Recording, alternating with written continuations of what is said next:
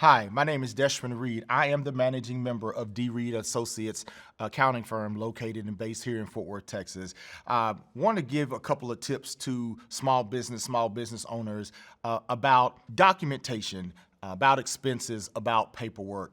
One of the most common mistakes that small business owners make, they don't understand what information they need to keep track of. They don't understand what paper they need to keep. What can they discard? What's deductible? What's not deductible? The answer to that question is really simply two words. It depends. It depends on the industry that you're in. It depends on what is considered ordinary and necessary for your particular type of business. So there is no blanket answer for that question. That answer depends on what you do. If you are a daycare, your ordinary and necessary expenses are something different if you own a landscaping company. That's something different if you are a truck driver. That's something different if you are a florist, if you are a decorator. So the answer is simply it depends on the industry that you're in will determine what's deductible and not deductible. So if someone tells you, here's a list of everything you can deduct, that would not be a professionally responsible answer because there is no cut and dry, there is no cookie cutter answer for that question. Now, another common thing is, well, what do I need to keep? How do I need to track it? Well, again, that will depend, but I always tell people when you first start out in business, a lot of people maybe can't afford to hire an accounting firm. And I will say this in parentheses, sometimes you can't afford not to. Most people will end up trying to get an accountant to help them actually once they need it. But at the point that they need the documentation, a lot of times it's too late because now you have to go back and retract and redo information that may be a year or two old, and now you're paying more money to get it done all in one time when it would have cost you less money if you would have hired somebody to do it as you went along. But when you talk about expenses, when you talk about what's needed, the first thing is I always tell people, if you spent the money in order to make money, if it is an expense that you incurred in your business in order to make money, to generate profit, then it is a deductible item, okay? If it's something that you spent money on and it was not business related, it's not a legally deductible item. And I say the word legally, I use that term kind of loosely, but seriously at the same time. I'm a former IRS auditor, so I used to be on that side of the fence. I used to be the person that knocked on people's doors, that had them in my office, that said, hey, you duped the government out of X amount of dollars, you wrote off this and it wasn't deductible. So one, you should always make sure that it's one, something that was used as it relates to generating profit. Two, the next thing it should always be is it needs to be considered ordinary. What is ordinary for your industry type? What's ordinary for a daycare is not ordinary for a landscaping company. Somebody that owns a daycare would have food costs. They would have toy costs. They would have CPR training. Somebody that is a landscaper would not have food costs as an ordinary cost for that person because they're not feeding children. The daycare wouldn't have lawnmower repairs as an ordinary cost because they're not in the business of putting fuel or putting maintenance or doing maintenance on lawnmowers. The other thing is that it needs to be necessary for your type of business. It needs to be necessary for whatever industry you're in, all right? And the other thing, it needs to be reasonable. What is reasonable? Again, that's relative to your business, right? If you're in the business of taking people to dinner and trying to build client relationships, what's reasonable would be that you could take them for a steak dinner at a specific restaurant of your choice, right? And that's fine. But is it reasonable for you to take them to a restaurant that you have to pay $300 per steak? That's not reasonable. That's not necessary, and that's not ordinary because you don't on a regular basis visit a $300 per steak restaurant, right? So it's not considered as ordinary. The IRS would frown on that. All right, so things like that are things that you need to know. Also, the other question is, well, how do I keep track of it?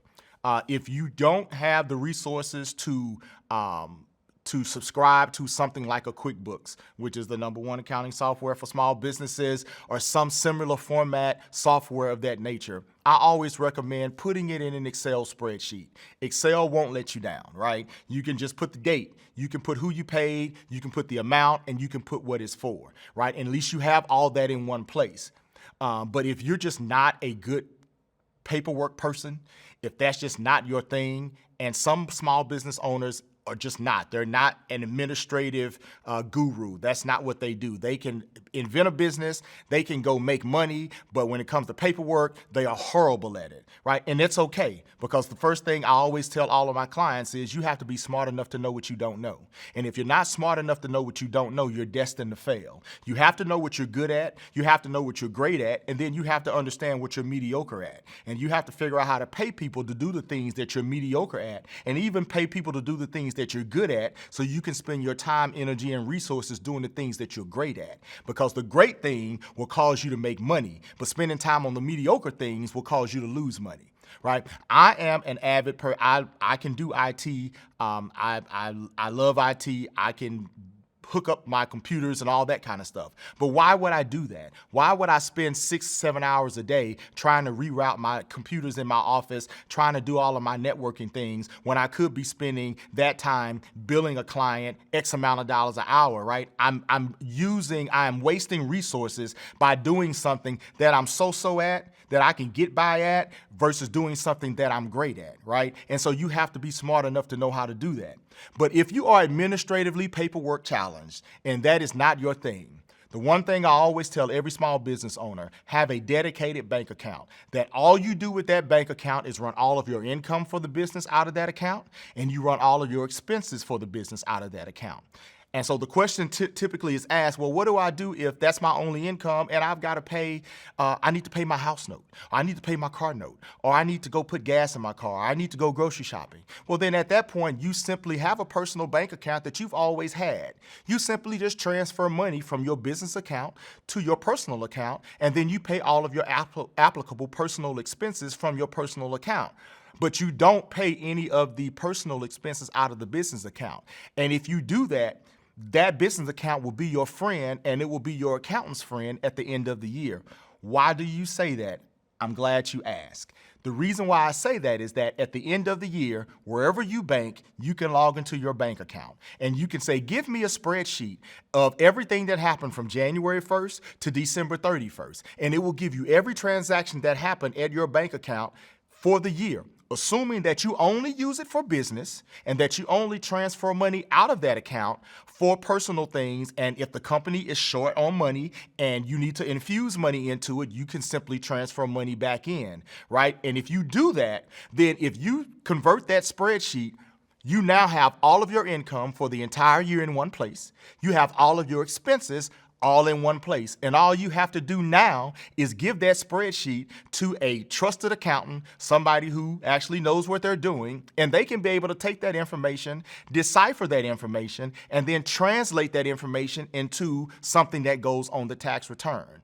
And so maybe your question is, well, the money that I transfer in from my personal account, will that be considered income? No, it's a transfer. And a good accountant knows that. They know that the money coming in is not income to you, and the money going out to your personal account is neither an expense that you can write off, right? So one flaw that a lot of small businesses have is they commingle money, right? It makes life horrible for an accountant, because come December or come January 2025, you won't know what you did in February 2024.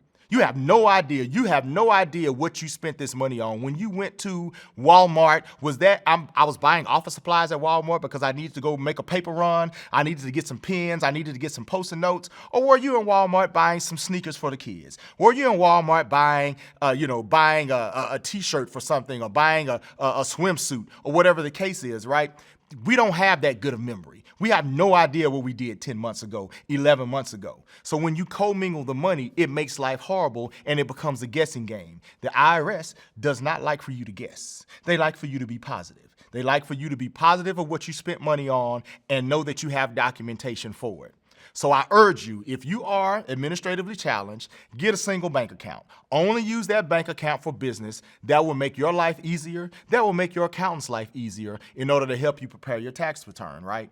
And so, but if you have an administrative gene in your body and you're good at that, then you can keep the spreadsheet And if you know that you can do that and you can accurately do that all the time, by all means do that. But if you're at the next level and you can afford a reasonable accounting software, I recommend doing that as well. Because what does that do? That allows you to generate financial statements that you may need for whatever business venture you're going into. Somebody may ultimately ask you, do you have a profit and loss statement? And you say, I don't know what that is. But if you use something like a QuickBooks software, then you can go in, and if you're keeping track of your books the right way, you can generate a profit and loss statement. You can generate a balance sheet. And so you know how much money you spend, how much money you made, and if you're profitable or not. The worst thing you can not know as a business owner is if you're making money.